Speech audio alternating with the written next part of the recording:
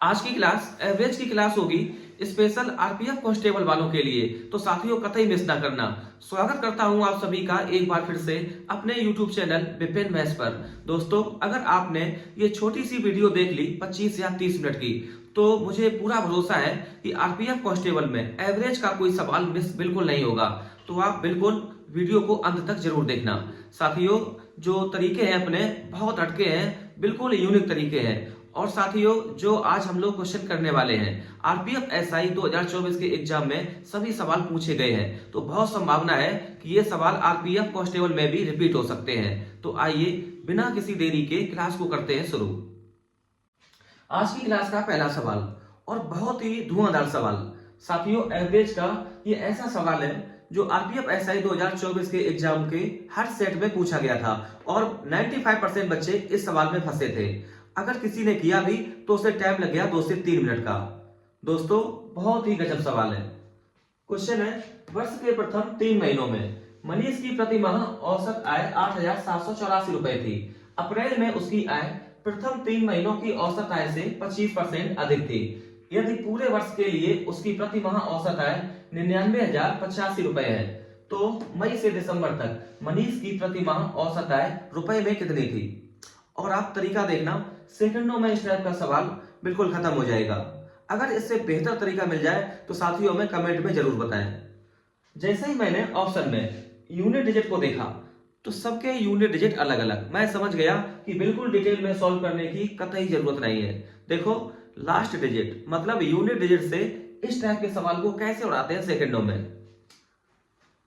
पूरे साल की जो प्रतिमाह औसत है 99,085 रुपए। साथियों, हमें ध्यान देना है केवल यूनिट डिजिट पे। इसका है 5।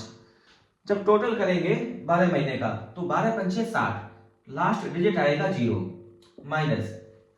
अब यहां से हम लोग जो पहले के 4 महीना है उसकी टोटल आय को माइनस करेंगे। सवाल में दिया है कि प्रथम 3 महीनों की जो मनीष की प्रतिमाह औसत आय है 8,784, जिसका यूनिट डिजिट है 4, तो 4 का 3 में गुणा कराएंगे तो आएगा 12। 12 में हमें लिखना है केवल 2 माइनस 2। और अप्रैल की जो उसकी आय है प्रथम 3 महीनों की औसत आय से 25% अधिक। 25% की फ्रैक्शन होती है 1/4, तो 8,784। बस ये छोटी सी कैलकुलेशन है, इंटू जब 25% बढ़ाएंगे तो 5/4। जब 4 से ये डिवाइड करेंगे, 4 दूनी 8, यहाँ 4 एकम 4, ये बचेगा 3 38, 4 9 36, 4 6 24, तो यहां से लास्ट डिजिट आएगा 6।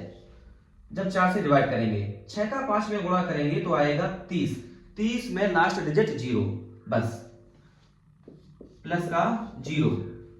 और ये साथियों हमने निकाल लिया कि टोटल आय का लास्ट डिजिट माइनस जो 4 महीनों में जो टोटल आय है उसका लास्ट डिजिट। अब कुल मिला के ये 8 महीने की हमने निकाल ली टोटल आय। हमें निकालना है एवरेज, तो डिवाइड करना पड़ेगा 8 से। जब हम लोग इसको माइनस करेंगे तो यहां से 2.5 लेंगे तो आएगा 10, 10 से 2 कम करेंगे तो आएगा 8, यूनिट डिजिट आएगा 8 और डिवाइड करेंगे 8 से, तो साथियों ये डिवाइड होके आएगा 1। 8 को डिवाइड करेगा एक बार तो लास्ट में आएगा 1। अपना ऑप्शन वही करेक्ट है जिसका यूनिट डिजिट 1 है, और ऐसा ऑप्शन केवल ऑप्शन नंबर बी ये करेक्ट है। अगर इससे बेहतर तरीका मिल जाए तो साथियों हमें बताना। आप इस सवाल को करने का सबसे सटीक तरीका यही है। देख लो, ये सवाल बिल्कुल जुड़वा भाई है पिछले वाले सवाल का। तो इस टाइप के सवाल आरपीएफ एसआई 2024 के हर सेट में पूछे गए थे। बहुत मुमकिन है कि आरपीएफ कांस्टेबल में भी आपको इस टाइप के सवाल बिल्कुल दिखाई दे सकते हैं। बहुत ही बेहतरीन सवाल।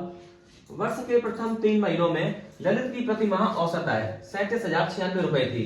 अप्रैल में उसकी आय प्रथम 3 महीनों की औसत आय से 50% अधिक थी। यदि पूरे वर्ष के लिए उसकी प्रति माह औसत आय 87,305 रुपए है, तो मई से दिसंबर तक ललित की प्रति माह औसत आय रुपए में कितनी होगी? और आप ऑप्शन देख पा रहे होंगे, सबके यूनिट डिजिट अलग अलग। यहाँ पर 4 है, यहाँ पर 1 है, यहाँ पर 5 है, यहाँ पर 8 है। तो साथियों केवल यूनिट डिजिट का खेल है। यूनिट डिजिट से आपको उड़ाना है सवाल को सेकंडों में, बिल्कुल पिछले सवाल की तरह। तो आप ऐसे देखो कि पूरे साल की प्रति माह औसत आय 87,305 हमें ध्यान रखना है केवल 5 पर, यूनिट डिजिट पे केवल फोकस करना है। तो जब टोटल निकालेंगे तो इंटू करना पड़ेगा 12 से, 12 पंचे 60, तो लास्ट डिजिट आएगा 0 माइनस। अब यहां से हम लोग वर्ष के शुरुआत के 4 महीनों की जो टोटल आय होगी वो हम करेंगे माइनस, और वो भी केवल लास्ट डिजिट से। वर्ष के प्रथम 3 महीनों की जो औसत आय है 37,096, जब टोटल करेंगे इंटू करना पड़ेगा 3 से, 3 का 6 में गुणा 18, तो लास्ट में आएगा 8 प्लस। अब ये जनवरी से मार्च तक जो टोटल आय है उसका लास्ट डिजिट है 8 प्लस। अब आप निकालो कि अप्रैल में उसकी आय कितनी है, और वो भी उसका हमें चाहिए लास्ट डिजिट। अप्रैल में उसकी आय प्रथम 3 महीनों की औसत आय से 50% अधिक थी। बस यही छोटी सी कैलकुलेशन है, यहाँ आप कैलकुलेट कर लो कि लास्ट डिजिट कितना आएगा अप्रैल माह में उसकी आय में। 37,096 से 50% अधिक, 50% की फ्रैक्शन 1/2, तो इंटू करना पड़ेगा 3/2 से।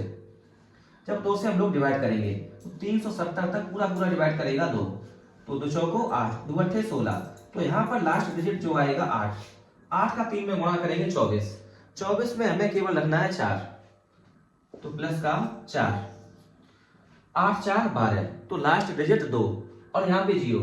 जब दहाई लेंगे 10, 10 से 2 कम करेंगे तो लास्ट डिजिट हमें मिलेगा 8। तो शेष 8 महीने मई से दिसंबर तक जो उसकी टोटल आय है उसका लास्ट डिजिट है साथियों 8। हमें चाहिए एवरेज, तो डिवाइड करना पड़ेगा 8 से। अब 8 को डिवाइड कर देगा एक बार, तो अपना उत्तर वही सही है जिसका लास्ट डिजिट 1 है, और ऐसा ऑप्शन केवल ऑप्शन नंबर बी ये करेक्ट है। इसके अलावा अगर आप डिटेल में सॉल्व करने लग गए तो ये सवाल कम से कम टाइम लेगा 3 से 4 मिनट, और यही सवाल आपको कंपटीशन से बाहर फेंक देगा। देख लेना बहुत ध्यान से, अगर इससे बेहतर तरीका मिल जाए तो आप हमें कमेंट में जरूर बताना। आते हैं सवाल नंबर 3 पर। वर्ष के प्रथम 3 महीनों में मानव की प्रति माह औसत आय 24,328 रुपए थी। अप्रैल में उसकी आय प्रथम 3 महीनों की औसत आय से 50% अधिक थी। यदि पूरे वर्ष के लिए उसकी प्रति माह औसत आय 76,867 रुपए है, तो मई से दिसंबर तक मानव की प्रति माह औसत आय कितनी है? तो साथियों करेंगे सेम वैसे ही, बिल्कुल सेम सवाल है साथियों। तो करेंगे यूनिट डिजिट से। हम देख रहे हैं सबके यूनिट डिजिट अलग अलग हैं, 6 4 1 9। तो करेंगे सेम वैसे ही।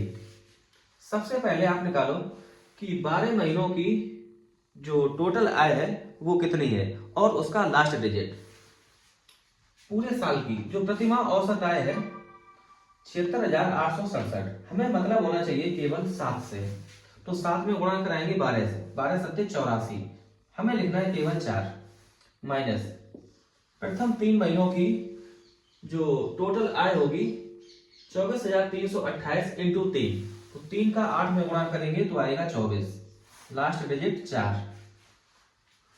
जो अप्रैल में उसकी आय है 24,328 से 50% ज्यादा, तो 24,328 50% ज्यादा इंटू 3/2, 2 से करेंगे डिवाइड, तो 2 एकम 2, 2 दूनी 4, यहाँ से 2 एकम 2, 2 छंग 12, 2 चौको 8, यहाँ आएगा 4, 4 का 3 में गुणा करेंगे तो आएगा 12, 12 का मतलब केवल 2। ये आ गई एक वर्ष की टोटल आय माइनस 4 महीनों की टोटल आय और इसका लास्ट डिजिट। कुल मिला के ये 8 महीनों की टोटल आय है। हमें चाहिए एवरेज, बटे कर दो 8 बराबर 4 माइनस 4 2 6, यहां से दाई लेंगे 14 से 6 कम, तो ये आएगा 8, लास्ट डिजिट में आएगा 8 और डिवाइड करेंगे 8 से। अब साथियों अगर 8 का 6 में गुणा करेंगे 48, लास्ट में आएगा 8, और 8 का 4 में गुणा करेंगे तो आएगा लास्ट में 2, तो ये ऑप्शन गलत है। 8 का 1 में गुणा करेंगे तब भी मिलेगा 8, तो ये ऑप्शन भी हो सकता है। और ऑप्शन डी 8 में 72, तो यहां से आएगा 2, तो ये ऑप्शन गलत है। अब दोस्तों हम फंस गए कि या तो ऑप्शन ए सही है या तो ऑप्शन सी सही है। अब ये तरीका यहाँ से ये क्लियर नहीं कर पाएगा कि ए और सी में से कौन सा ऑप्शन करेक्ट है। तो अब आप एक काम करो कि अब सवाल को करते हैं डिजिट सम से। देखो कैसे करें।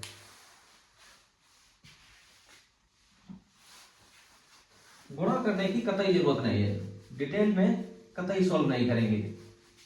या तो ए सही या तो ऑप्शन सी सही है।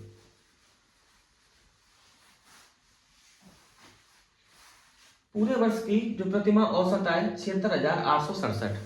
तो आप ऐसे लिखो 76,867 इंटू कर दो 12 से।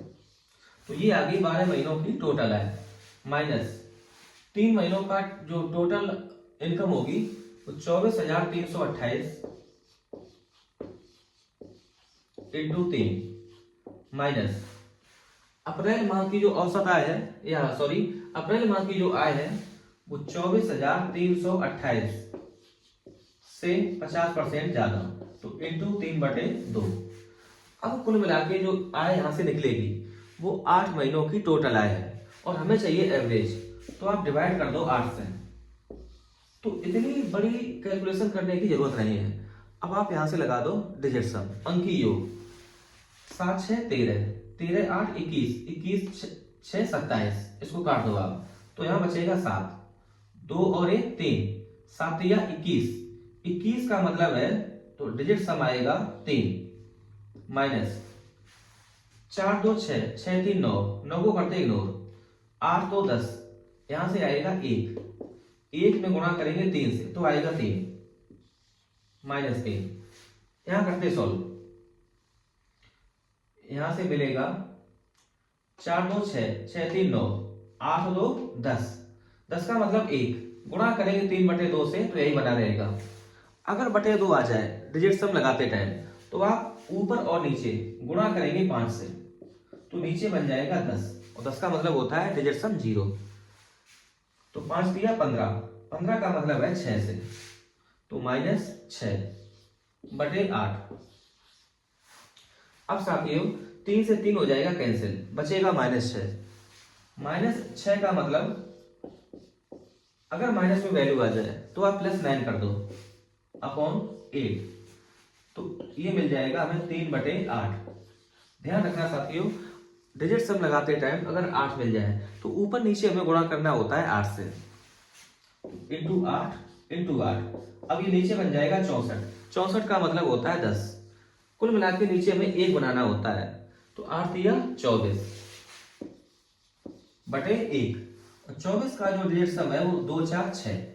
अब अपना ऑप्शन वही सही है जिसका डिजिट सम 6 के बराबर है।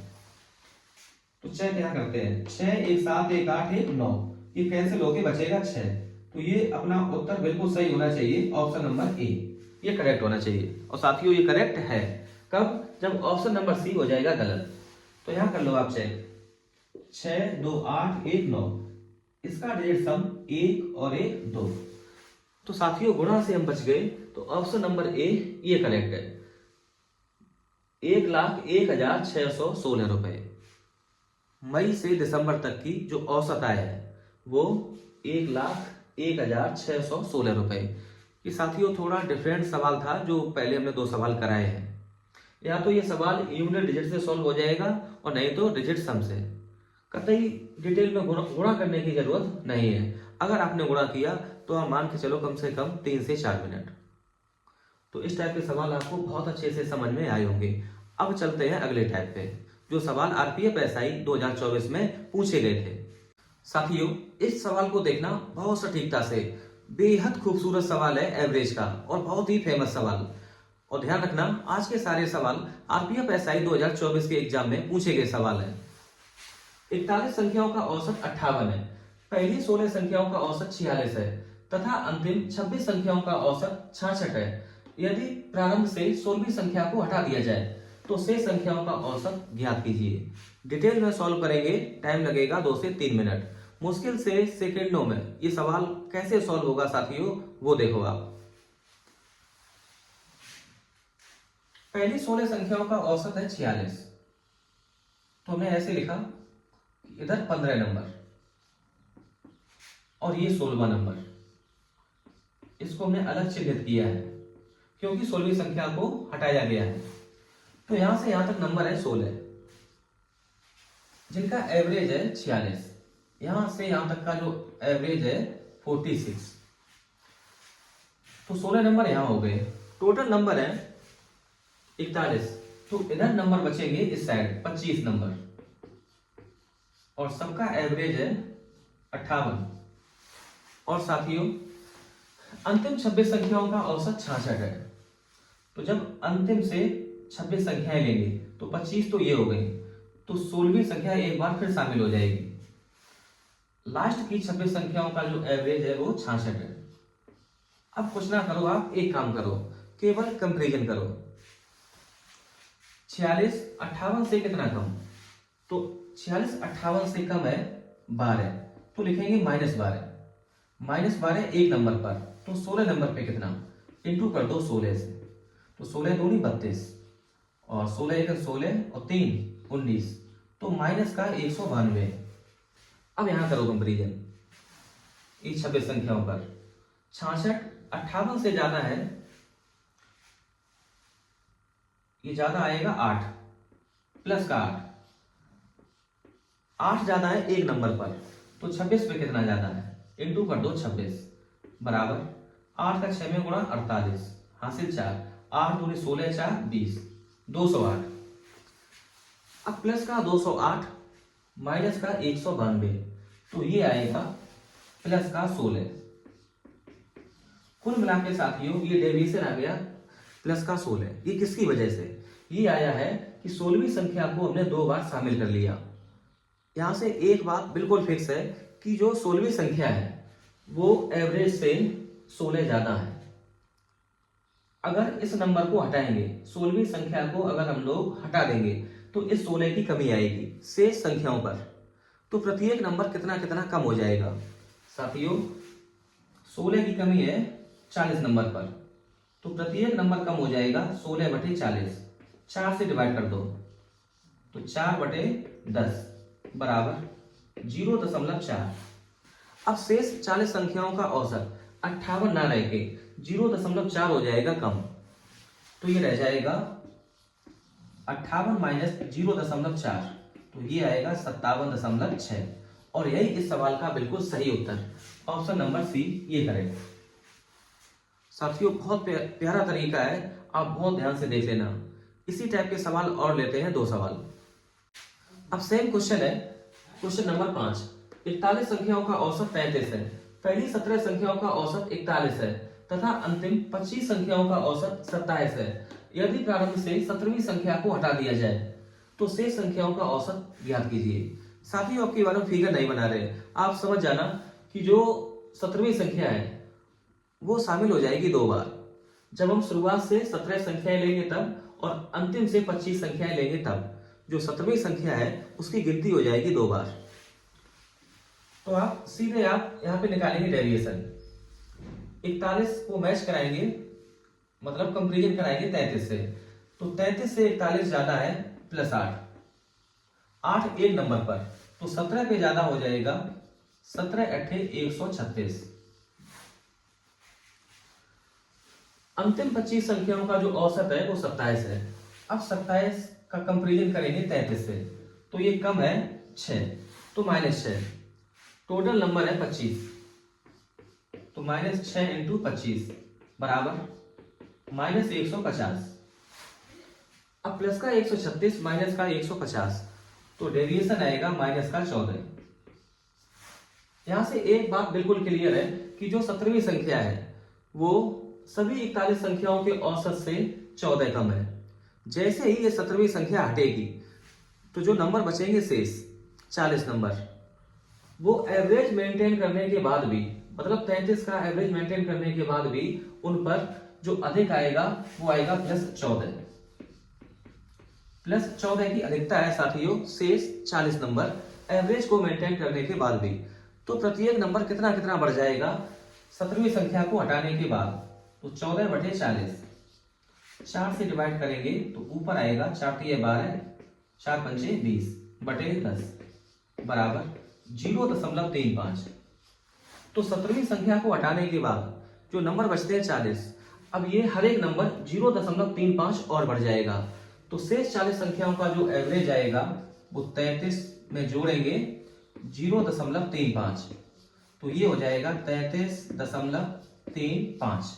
और यही इस सवाल का बिल्कुल सही उत्तर है, ऑप्शन नंबर बी ये करेक्ट है। एक और सवाल देखते हैं सेम वैसे ही। 41 संख्याओं का औसत 16 है, पहली 17 संख्याओं का औसत 27 है तथा अंतिम 25 संख्याओं का औसत 26 है। यदि प्रारंभ से 17वीं संख्या को हटा दिया जाए तो शेष संख्याओं का औसत ज्ञात कीजिए। साथियों, जो 17वीं संख्या है उसकी गिनती हो जाएगी दो बार, जब शुरुआत से लेंगे 17 नंबर और अंतिम से लेंगे 25 नंबर, तो 17वीं संख्या ये शामिल हो जाएगी दो बार, ये आप ध्यान रखना। अब सीधे आप कंपेरिजन करो। पहली 17 संख्याओं का औसत 27 है, तो 27 16 से कितना ज्यादा, तो ये ज्यादा है प्लस 11, 11 ज्यादा है एक नंबर पर, तो 17 नंबर पर कितना ज्यादा इंटू 17, तो ये आ जाएगा 187। अंतिम 25 संख्याओं का जो औसत है वो 26 है, 26 16 से ज्यादा है 10, तो 10 ज्यादा एक नंबर पर, तो 25 नंबर पर ये ज्यादा हो जाएगा 250। दोनों पॉजिटिव नंबर, दोनों को जोड़ते हैं, प्लस बराबर यहाँ 7 8 5 13, 2 1 3 और 1 4, 437। साथियों, ये डेविएशन आया है 437 कब, जब 17वीं संख्या को हमने दो बार शामिल किया है। जब ये नंबर हटा दिया जाएगा 17वां नंबर, तब शेष संख्याओं में 437 की कमी आ जाएगी, मतलब शेष संख्याओं में टोटल कमी आएगी 437 की। तो प्रत्येक नंबर कितना कितना कम हो जाएगा, तो हमें बटे करना पड़ेगा 40। इसको करते सॉल्व। तो सबसे पहले आप डिवाइड कर दो 4 से, तो 4 1 4, 3 में भाग जाएगा नहीं तो 0, 4 9 36, दशमलव 1 आएगा तो दशमलव के बाद 2 5, 4 2 8, 4 5 20, बटे नीचे 10 जिंदा है, बराबर एक डिजिट के पहले लग जाएगा पॉइंट, तो 10.925। हर एक नंबर 17वीं संख्या हटने के बाद प्रत्येक नंबर में कमी आएगी 10.925। तो शेष संख्याओं का जो अब एवरेज है वो 16 ना होके अब साथियों रह जाएगा 16 से कम हो जाएगा 10.925। यहाँ रख दो आप 0 0 0। इसे कर लो सॉल्व। 10 से 5 कम 5, 9 से 2 कम 7, 9 से 9 कम 0 और यहाँ बचेगा 5, तो 5.075। 17वीं संख्या हटा देने के बाद शेष संख्याओं का जो औसत रहेगा वो 5.075। ऑप्शन नंबर डी ये करेक्ट है। अब ये सवाल बेहद आसान सवाल और हर एक एग्जाम में इस टाइप के सवाल जरूर आते हैं। 8 पुरुषों का औसत वजन तब 3 किलोग्राम कम हो जाता है जब उनमें से 56 किलोग्राम वजन वाले पुरुष को एक नए पुरुष से बदल दिया जाता है। नए पुरुष का वजन कितना है? तो आप केवल ऐसे सोचो, 56 किलोग्राम का निकल गया, अगर 56 किलोग्राम का ही आ जाता तो एवरेज पे कोई इफेक्ट ना आता। अगर औसत में कमी आई है तो एक बात यहां से बिल्कुल फिक्स है कि जो नया सदस्य आया होगा उसका वजन कम रहा होगा 56 से माइनस। कितना माइनस? तो औसत में कमी हो गई 3 किलोग्राम की। 3 किलोग्राम वजन कम हो गया एक सदस्य पर और टोटल सदस्य है 8, तो इंटू कर दो 8 से। तो नए सदस्य का भार होगा 56 माइनस 24। 56 से 24 माइनस करेंगे, ये आ जाएगा 6 से 4 कम 2, 5 से 2 कम 3, 32 किलोग्राम। तो नए सदस्य का भार है 32 किलोग्राम। ऑप्शन नंबर बी ये करेक्ट है। सेम डिक्टो सवाल क्वेश्चन नंबर 8। 6 पुरुषों का औसत वजन तब 2 किलोग्राम बढ़ जाता है जब उनमें से 48 किलोग्राम वजन वाले पुरुष को एक नए पुरुष से बदल दिया जाता है। नए पुरुष का वजन कितना है? साथियों, किसी भी चक्कर में ना पड़ना, आप केवल ऐसे सोचना कि अगर 48 किलोग्राम वजन वाला एक चला गया है, अगर इसकी जगह पर 48 किलोग्राम वजन वाला ही सदस्य आ जाता तो एवरेज पे कोई इफेक्ट ना आता, लेकिन एवरेज जो है वो बढ़ गया है 2 किलोग्राम। तो पक्का है साथियों कि जो नया आया होगा वो 48 प्लस रहा होगा। एवरेज को बढ़ा दिया 2 किलोग्राम से, तो एक सदस्य पर जो वृद्धि हो गई 2 किलोग्राम की, तो टोटल सदस्य है 6। तो 6 का इंटू कराएंगे तो आ जाएगा 12। 48 में 12 जोड़ेंगे 60 किलोग्राम। तो जो नया सदस्य आया है उसका वजन है 60 किलोग्राम। बस ये सवाल खत्म। ऑप्शन नंबर सी ये करेक्ट। तो बहुत हल्के हल्के सवाल है, आप बिल्कुल 10 से 15 सेकंड में इस टाइप के सवाल बहुत आराम से सॉल्व कर सकते हैं। आगे आते हैं क्वेश्चन नंबर 9 पर। 4 क्रमागत विषम संख्याओं का औसत 42 है। इनमें से सबसे बड़ी संख्या के अंकों का योग कितना है? बहुत ही सरल सवाल।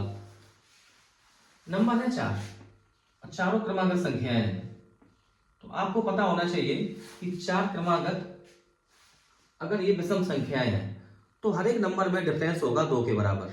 चाहे सम संख्याएं क्रमागत हो चाहे विषम संख्याएं, 2 के डिफरेंस पे होते हैं।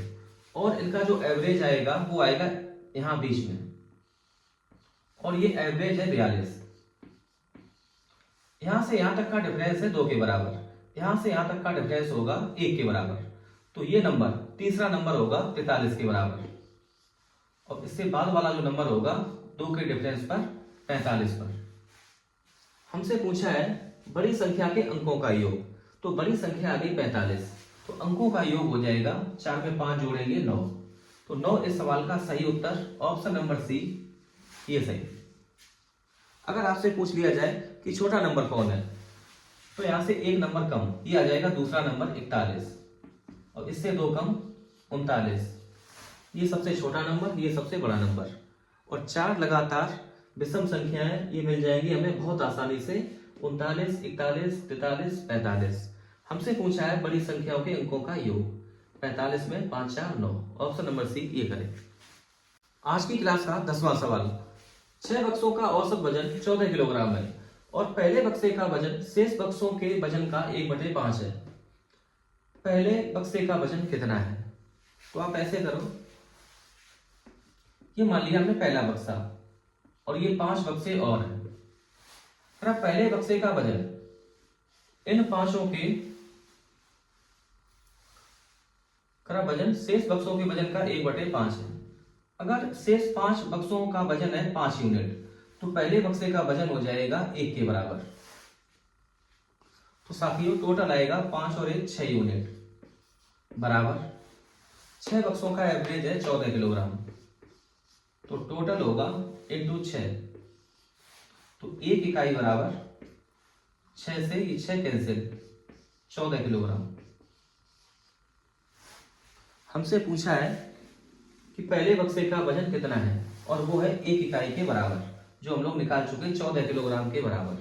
तो ऑप्शन नंबर बी ये करेक्ट है। तो साथियों जो एवरेज के क्वेश्चन पूछे गए थे आरपीएफ एसआई 2024 के एग्जाम में, वो सारे टाइप हम लोग कर चुके हैं। और जो एक लाइन के सवाल है साथियों वो हमने नहीं कराए, कि 10 क्वेश्चन लिए हैं जो हमें ठीक लगे। अगर आपने आज की क्लास को देख लिया बहुत अच्छे से, तो आपको बहुत फायदा होगा आरपीएफ कांस्टेबल के एग्जाम में। तो साथियों आज की वीडियो यहीं पर करते हैं खत्म।